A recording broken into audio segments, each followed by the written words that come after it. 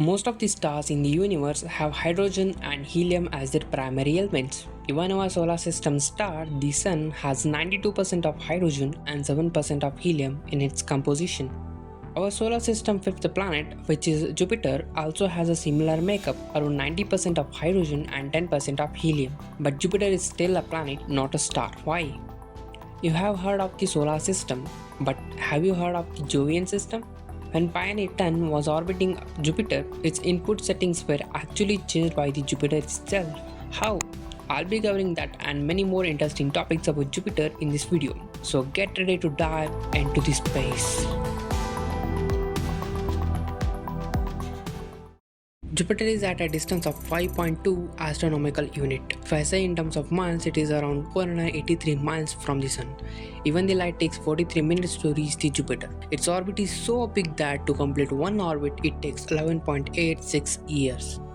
Imagine a giant space vacuum cleaner sucking up leftover dust after the Sun formed. That's kind of what happened with Jupiter. It gobbled up leftover material and became the very first planet in our solar system. It has 318 times more mass than Earth, and 1300 Earths can easily fit inside it.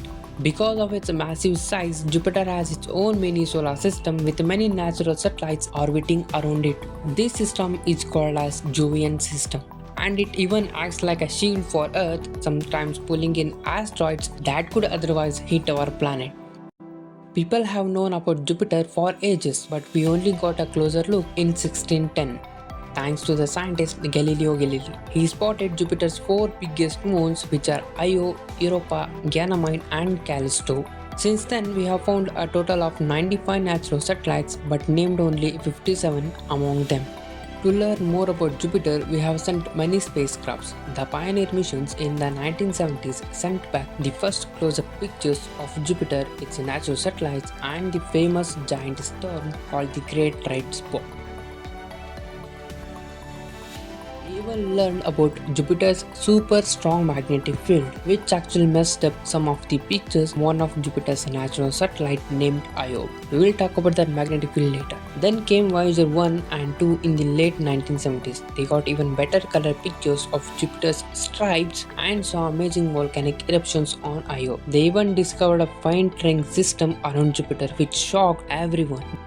The Galileo mission, which arrived in 1995, took a good long look at Jupiter's atmosphere and even flew by some of its natural satellites. It found clues that there might be oceans hidden beneath the icy surfaces of some natural satellites, especially Europa. This mission even dropped a small probe right into Jupiter's atmosphere to see what it was made of and how much air pressure there was. The Juno mission, which started orbiting Jupiter in 2016, is still learning new things about the planet, like what's going on inside its atmosphere and magnetic field. This year, NASA planned to send a spacecraft named Europa Clipper to the Jupiter's one of natural satellite Europa to study the atmosphere.